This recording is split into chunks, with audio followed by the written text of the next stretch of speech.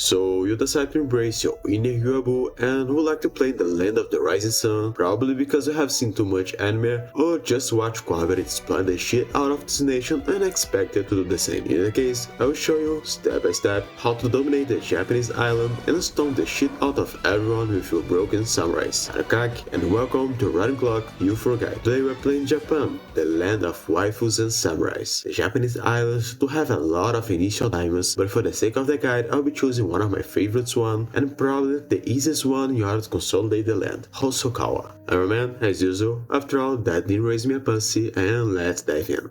So first thing first, we wanna start by merging your navy, and move them to the strait, and then make some state shenanigans. For the Kanushi, the Japanese clergy give the money privilege, the oversight by the Kanushi allow religious delegation in order to automatically complete some state agenda, and finally clerical education. For the Bushi, basically the nobility, give the premise of the Bushi that the money privilege, increase levies, supremacy over the ground, grant some court position in order to make a bit more the prestige, and Bush officer right in order to enable us to grab a free general right from the bed. For the merchant guild, give land of commerce, that is the money privilege, patronage of the art in order to grab some guild prestige, promote the merchant guild bookkeeping, free enterprise, and that to the merchant guild. Now we'll be doing our manpower trick in order to grab a cheaper military advisor, just recruit troops in order to deplete our manpower and summon the diet. That should give us a cheaper military advisor, how we can ride seize land and cancel the troops. Start moving troops to Awa, because our first target will be probably always Kono, because there are 9 open, that in one of our states, and an island one. So after we take, we'll be way more free to act toward the east in order to make a quick consolidation of the island. I do recommend that you right away use a national decision, grant generalship in order to try to grab a good general, and if you get a bit lucky, you can even grab a siege one. I'll be also making a ruler general, and that is just a blessed one, both of them have siege pip. The money that I get for the burgers, I'll be recruiting a free company, right here in Tosa. And for alliance, we already started with 2 allies in naming Hatekayama and Tokugawa, but I do recommend that you pick another one, someone like Date,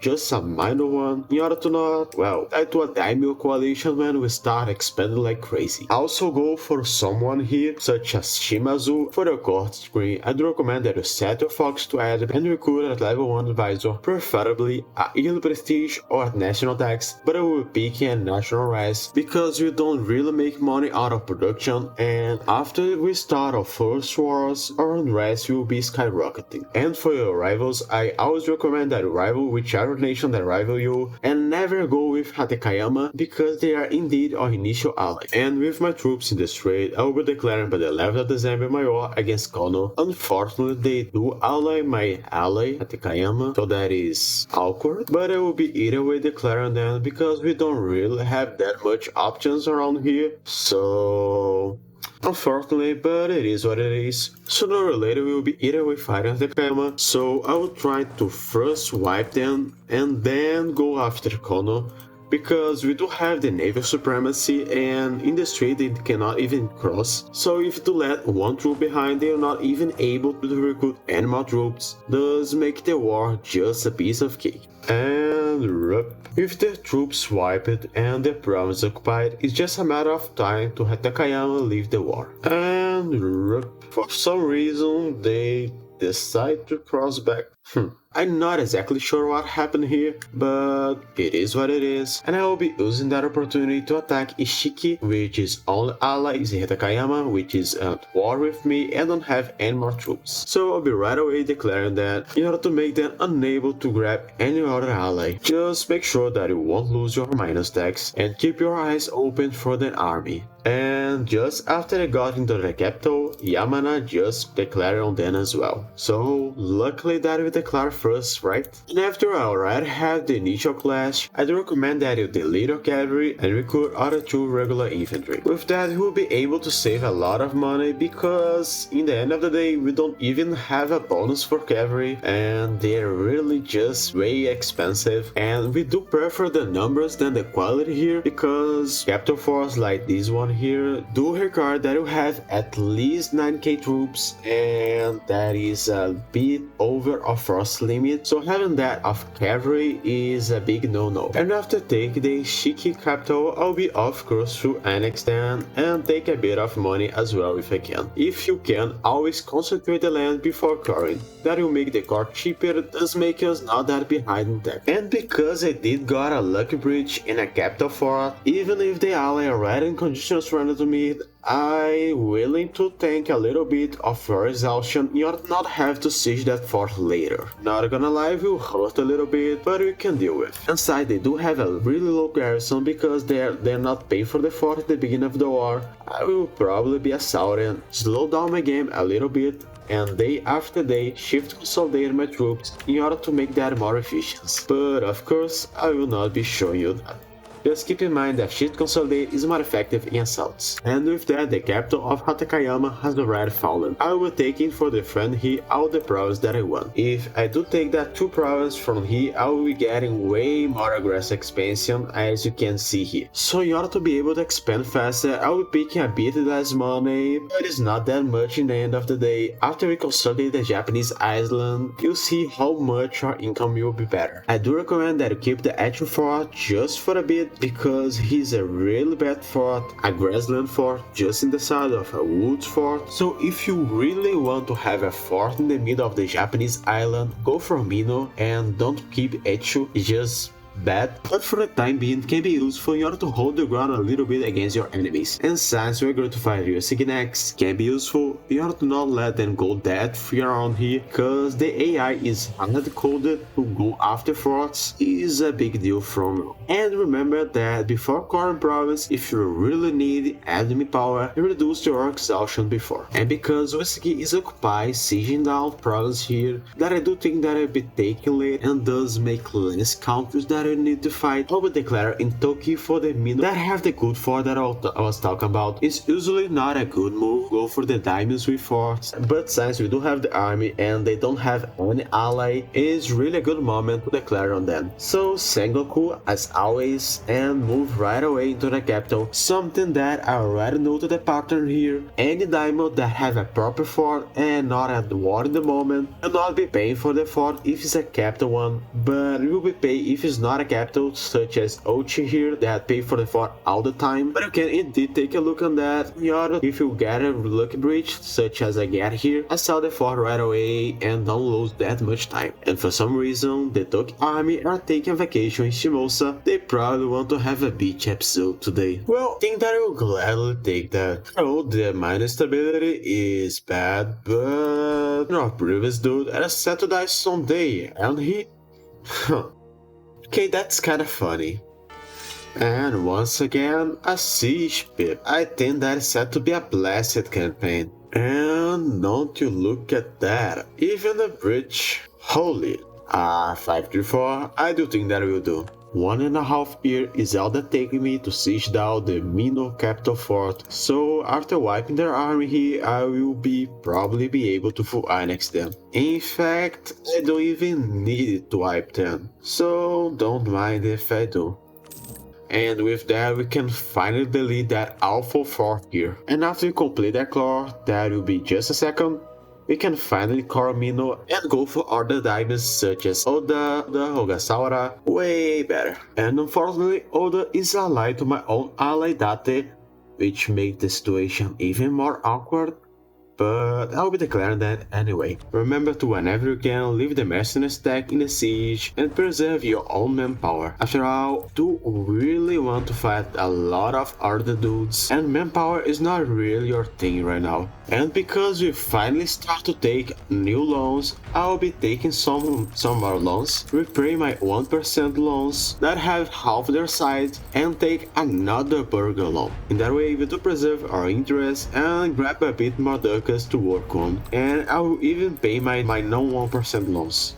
And with that, I can finally full annex both of them. That will indeed trigger a coalition. Look here for a moment. If I do declare in Yosegi and bring the ally to the war, I will be pretty much all of Japan that had left. And if in the middle of the war with Yosegi I declare in Ando and Nambu, I'll be in war with everyone else. And in the southern bits of the island, Yamana is doing a conquest against Yochi, So if a nation is at war, they are not able to join coalition, and I know that can be quite aggressive of me, but it's just how I like to play Japan. After all, consolidating is the main thing here, and even if you're not able to keep my base, just keep in mind that constant warfare is what the Japanese island is all about in the beginning. The Sengoku Jidai was really a dark period in history after all, and learning how to split alliance networks is what will make you triumph here and be the one that in fact unite Japan before taking the A penalty, so in that way you have two less nations that you were able to join. And probably I will be also co-belligerent in Malaga in order to bring Shiba to the war. And unfortunately Shiba is not willing to join, but Kitabatake is, and I can even co-belligerent them without bringing anyone else to the war. And as you see here, the numbers are really even, but we do have indeed the quality advantage. So I'll be declaring my Sengoku and co-belligerent them. I'll be recalling the diplomat that I was using to build spy network in Wasagi. I'll be making another water coalition. And of course, I always try to grab isolated stacks in order to make the war easier for you. And once again, after killing a daimyo, make sure that you stay in outer province and carpet siege them before going after the other armies. That way they will not be able to recruit troops and anyone else can grab the province that you want.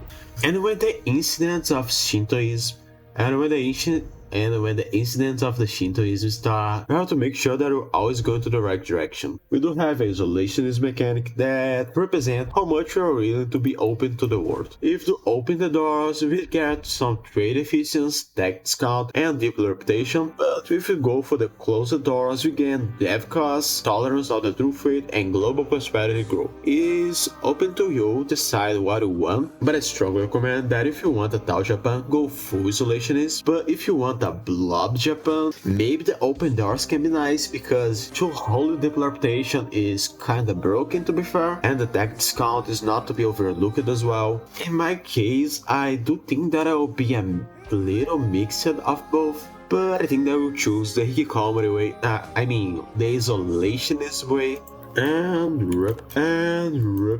and because we're kinda in the war with half of Japan and just about to annex them, our next move will be going after the next alliance network. I will be taking some more loans and recruit another company, the one that had the best general, that will be Kantoronin here, and use them to make the siege faster and prepare myself for the big peace deal. And we finally grab our first milk tech that come close also with the Diplotech. I will not pick in the admin because we'll be having a lot to cover later.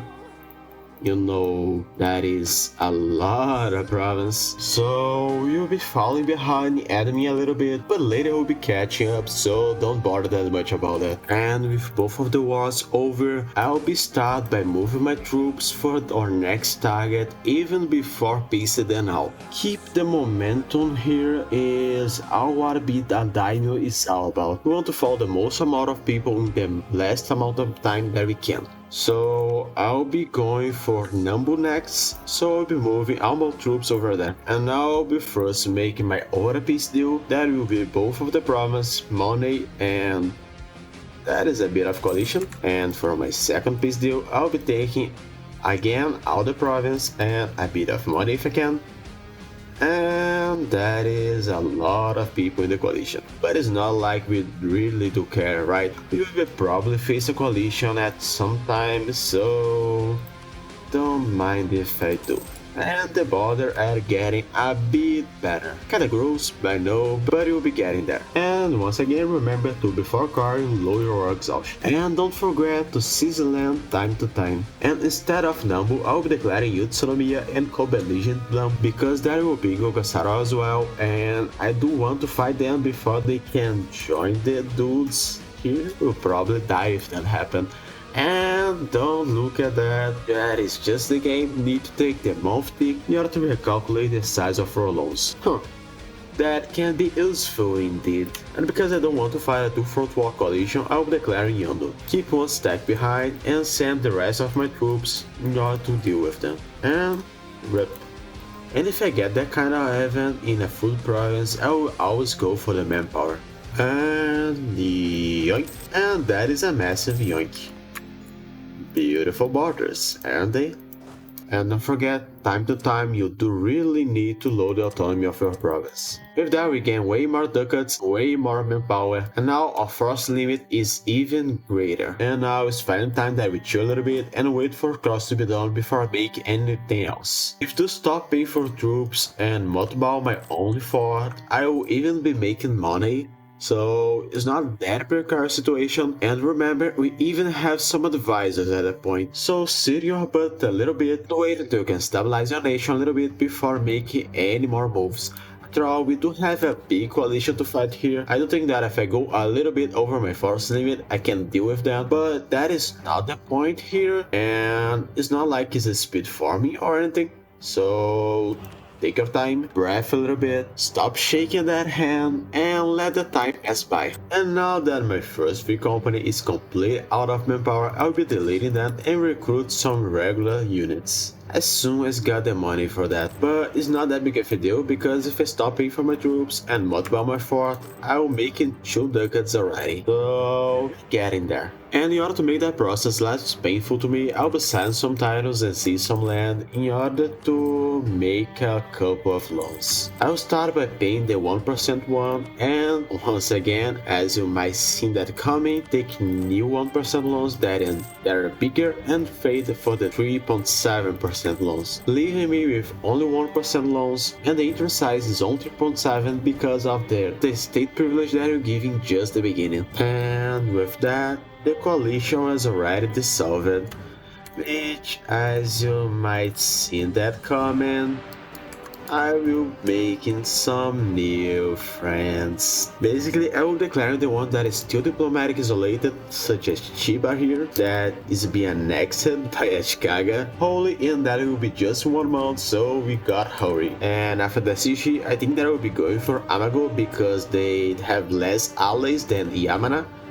And if I can take that province here, I will finally be able to cross the strait without having a navy, because I kinda lose my navy in a certain moment of time that I don't even realize when that happened. So let's just hurry a little bit in order not to lose that golden opportunity. I wasn't fast enough, and Ashikaga did in fact annex the province. I think that is the only one that he annexed yet, so don't hurry dude, I'll come for you later. Let's just finish some more of your minions. And you're declaring in them with Yamana. I don't think so, and that means that they will probably not be in their own province for a certain time and will be focused in Shimazu. So I do think that this is a good moment to also declare in Amago, because if I got some lucky, I can sneak past my way into the strait and does not have to deal with their big navy. And for my second government reform, I will be going with compromise with the nobility. You have to get some stability cost modifier, legal legitimacy, and further improve or increase the levy state mechanics, because they will no longer increase influence and absolutism. Absolutism is not kicking yet, but we do have a lot of influence here, and later I'll be wanting to revoke some privilege here, so compromise with the nobility is our pick here. Could you see that? We are able to finally reach the max amount of willpower, so I think that I finally take the attack. But even say the attack here, I will not be picking that because we do have to cover a lot of province, and after that declare the emperor, which could take us a lot of stability. So I'll be saving up that for later. Ashikaga just annexed another dude that I was fighting. That was rude of you, dude. Okay, that takes me a bit to realize I am also with Soul. So I recruit a few cogs in order to be able to land there and finally get them rid of the war and take the province for me. And that was a real quick one. And with that we can finally go after our last 2 targets, Ikuchi and Yamana, that for some reason are in my province. So and that's it for Yamana. And yoink. And now I'll be declaring for the shogunate. Remember, you will lose 3 stability when you do that, so make sure that you have some spare admin before you do that. So it's just a 1v1 between me and Ashikaga. And let's dive in.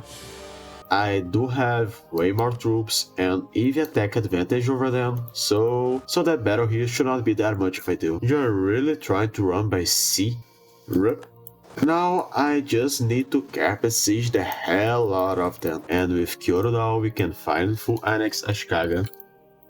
Thus give us the mantle of Shogun for a little bit because we do want in fact to become Japan. Know that I didn't talk about the mission tree until now because the daimyos have only the old mission tree, and when do in fact become Japan you get another one that is way more interesting than that. So take the procedure, I'll be converting mana power, and please tell me that I don't lose that much Diplo. And finally unifying Japan, which do abolish the shogunate and give us the empire rank. The Hosokawa ideas are in fact pretty decent, and I think that in a serious game they are even better than the Japanese one. But for the LARP moment, I'll be taking the new ideas just because I like the role-playing aspect of the game. And these days we can stay with the quality that we had before, but for God's sake, Japan is head and no one can tell me otherwise. And now we finally unlock our new mission tree that will be quickly talk about, and I will show some things before. The right side, we do have some military missions that revolve around training samurais in reforming your army. As for the left side, we have some strongly focused economic missions that later on will even give you some permanent modifiers around the entire of Japan, as well as for a longer amount of time some development cost modifiers. And as you scroll down, we have some new missions here that is about the relation of Japan with the Emperor of China. You can either befriend them or take the medal to yourself. The first thing that we do need to do here now, we need to grab another tier 1 government because the shogunate is abolished after you form Japan. So I do think that I will go for the Eastern plutocracy because elective monarchy is really bad with the state influence and max absolutism. I really don't like the reform, but if it's your thing, just go for that. And Eastern plutocracy basically make us a kindish like Russian republic. We can create trading leagues, trade seas, have more merchants, and all the other good things. I know that the high state government costs can scare some peoples, but instead the government capacity building is buffed as hell, so it's really not that big of a deal, even because we are indeed an empire. And because I'm recording that just the day after the hotfix, for some reason my achievements are disabled, but I swear I am in Iron Man.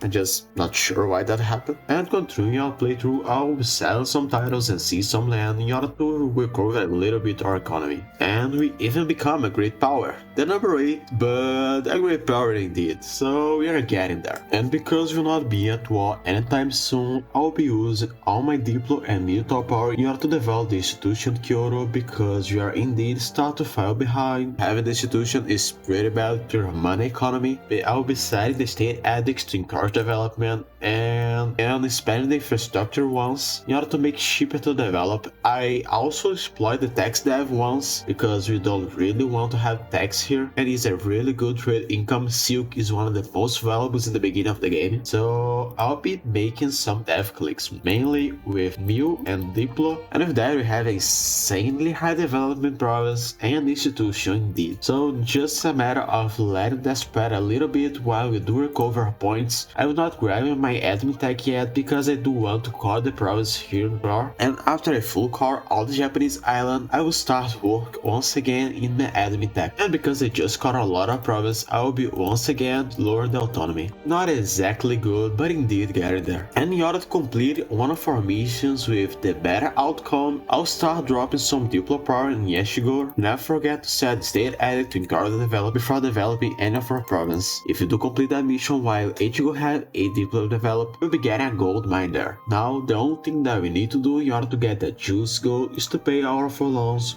which will be sooner getting there. And that, lads, is the main reason why I do like to take things that give me stability cost modifier. 64 for stability is just mad. I don't think that I did like that outcome very much, but sure, take that away from me like you always do. And when you get that event, please don't be a dick. You know, having more diplo is nice, but you know, women do have rights, if you didn't get that yet. And she is in fact a extremely good general, a 464 with even more damage. So when we do need to fight Korea and Ainu, that for some reason is a tributary of Oirat, and for some reason Oirat Manchuria is a thing, she'll be proving herself that she's truly needed in order to make the land of the rising sun glorious again. And Mink is already dying right now.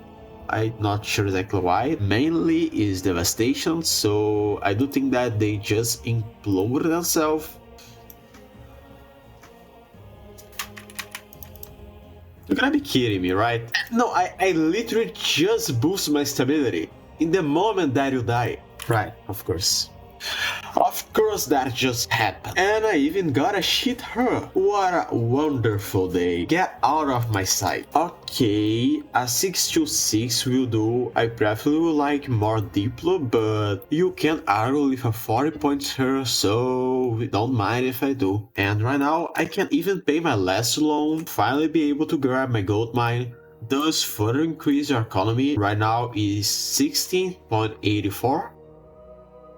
And now that we have indeed gold here, is almost 20. And look that we even have insanely high autonomy here because of that freaking modifier here, Seeds of Strong Aristocrat. But in order to counter that, I'll be setting the state edicts instead of encourage development to centralization effort, and sooner than later we'll be managing the crawland issue that we do have here right now. And in fact, what I'll be doing, we will be summon the diet, go for this Kanush agenda, take that decision here. That will complete the Kanusha. Yeah, that will complete the Kanusha agenda, give me plus 10 loyalty, and if I get my stability to 2, which I just want one more month to do that, I completed another of my missions that just required me to have 2 stability and have all my states with plus 6 loyalty, and will give us some really good perma modifier, that namely National Rise, the Loud Equilibrium, and the one that I was aiming before, that dude he take the throne, the no stability loss on Monarch Death, and that will open the path for the next mission. We just need to wait a little bit in order to be able to hit the next incident. And I finally Ceasland thus don't have more issues with autonomy anymore. And if you do employ both a yearly flesh production and a trade efficiency guy, you'll be able to get the Radical Reform event that can give us 200 power point in each of the categories. And if you just fire them before clicking there, you'll not even lose the advisor, and besides that, they are half advisor for me. Indeed, I really want to keep them around for at least a bit more. And now that we finally have high stability and access to our broken modifier, I'll be giving to all state the Clerical Advisor Council, and in order to not lock myself with the bush, I'll be revoking on privilege, probably the increased levies because they are not that effective anymore. Now we are paying way less for advisors and basically 2 ducats. And now that I finally have the money to embrace the institution, I'll be taking some tax, and finally the idea. In matter of fact, what I'll be going for is not even the broken one yet, because I'm quite behind admin, and I will pick that as a sec.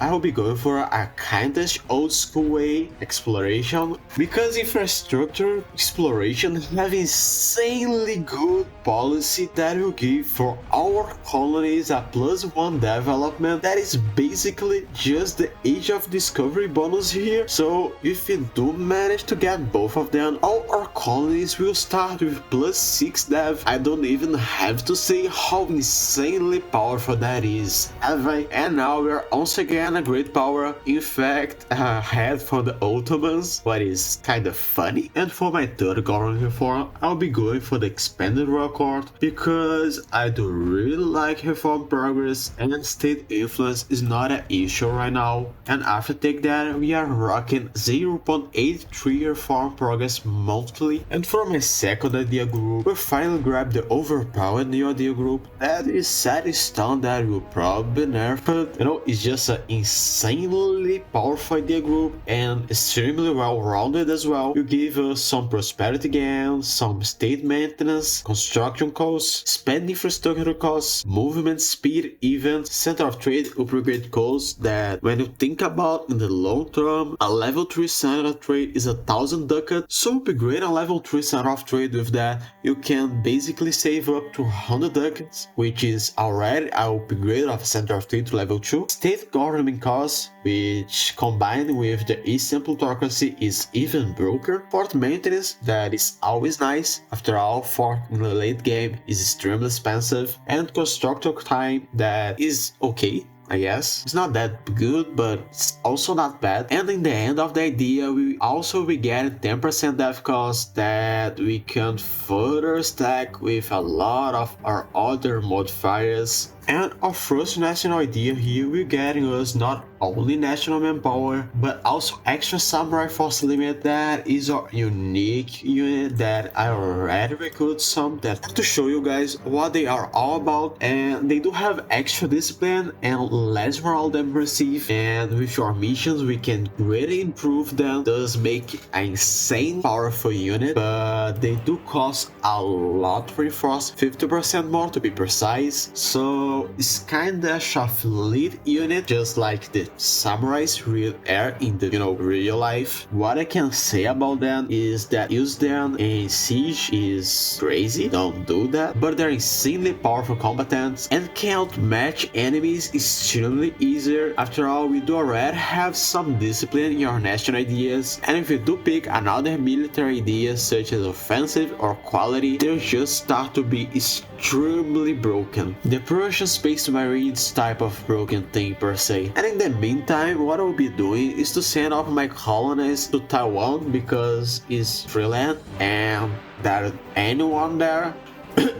Not even a single soul, as you see here. After all, it's not like anyone has ever lived in Taiwan before the colonization of the Japanese. You know that part of history, right? And after recruiting a lot of generals and of course disbanded the bad ones and built some more troops and finally able to complete the Bushido mission that requires us to have either armed professionalism or armed tradition and an army equal or larger than 40,000 troops. And completing that mission here, you enable the book of one of the most prominent samurais that have ever lived, Miyamoto Musashi, that enables to choose two modifiers, one for land and one for sea. I don't think that taking for sea makes sense for me, so I'll be choosing for land. That will give us some Iliad tradition and an army new game modifier. Now you look at that, a new friend. And now that we finally have the colonial range for here, I'll be completing that mission and send some light ships in order to explore the Terra Incognita in order to finally reach the new world. And in the meantime, I will finally declare Ainu in order to consolidate the Japanese islands once and for all. They are indeed a tributary of Oirat, which is only cursed, but we do have the naval supremacy. Once we get the province here, with our navy in the strait, they will not be able to cross anymore, so I'll declare for the conquest of that, and let's dive in. In the meantime, I did recruit a couple of artilleries. After all, we do have the economy to keep that. We are paying for troops, paying for force, and even that way we have a plus 10 balance. So in the recent patch, Japan is just that strong. And don't you look at that, the army is out in the sea, so in the moment that I completely destroy their navy, the army will also be killed. No. They decide to suicide themselves. Well, I think that I might do as well. Holy, in this patch, I don't really do colonize, right? Yeah, they just got colonized the day after the game started. Huh, strange. And well, with that, the war is basically over. Now it's just a matter of waiting to order to be borrowed in order to leave the war and make ourselves able to get the peace deal that we want. They are even able to grab a province here in the Manchuria, which will be quite nice because I don't want to fight like the Oirats in order to reach the Manchuria, and do indeed prefer to conquer Korea by land than by sea. Throughout Korea is quite strong these days. place, they can even outscale us if you don't pay that much of attention. And in the meantime, I was fabricating some clans in Taiwan, and I'm finally able to declare on Dongning, whatever the name that is. So they don't have that much of an army and not even an ally, but they are indeed improve some relations. So I'll be declaring them before they're able to do that. I don't want to invade China yet. Conquest of the Taixing province, and let's dive in. Their army should be here, yeah, and that was indeed a quick wipe. So right now it's just a matter of occupying the province. Of course I didn't take the province with 92%. That's the reason why I freaking assault every single fort that I can. I'll be full annex them and take money, and voila. And for my lazy explorer, go for the Americas, dude. Not even dare to come back without getting there. And I think that we also declare Ryukyu for the Okinawa. Yeah, Okinawa. I'm really not that good with location names, which is kinda funny if you think about that. And that's it for Ryukyu. I don't think that you'll see 3 mountains ever again. Okay, that was quicker than expected. And yoink. Oh, that is so unfortunate. I'm just in the limit. If I do manage to take that promise from Ainu, I will probably be able. So please leave that already. I ain't bothered. And they're ready to white piece me, indeed. So from Ainu, I'll be taking all of your province, your money, and your dignity. Pretty please. And nice, we are finally able to send a colonies to the Americas. Well, it's just the Alaska for now, but it's indeed the Americas already. So we can, in just a matter of months, enable ourselves to spawn a colonialist institution, which is quite nice, if I have to say, because you know, it's a free institution. And we are even already running level 3 advisors in all categories. Well, cheaper advisors, but indeed level 3 advisors, and even make money out of that if our army paid and our forts up, because we are adjusting our warning a second ago, and I forgot to lower that, is even better. We did build a couple of buildings here and then, so we already start the scale thing.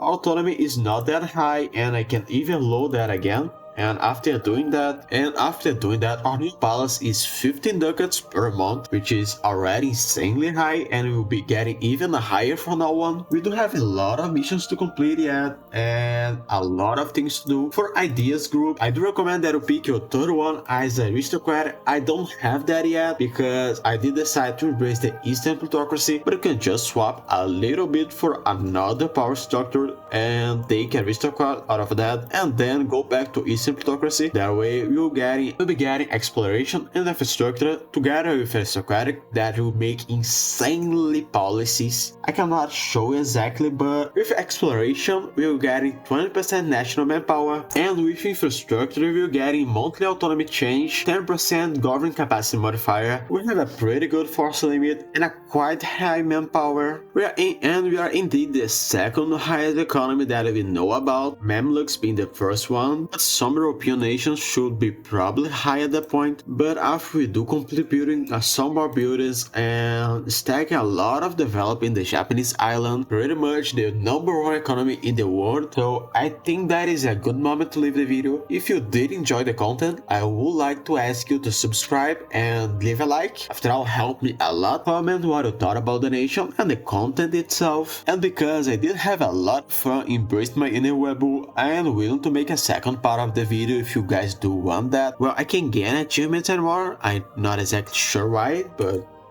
is indeed a Iron Man.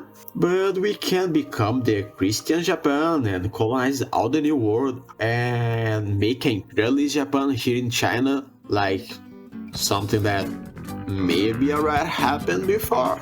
Not exactly sure, if you know what I mean. And if you do manage to reach 30 likes, I'll be releasing the second part. Well, I'll be recording and releasing the second part. I know you guys can do that. After all, we are all extremely excited about their nation and the pet itself. I was already testing some other things in, well, Qing, the Ottomans itself, and is a overall pretty good patch, and I'm really excited to make a lot of content to you guys enjoy. So tell me what you want to see next.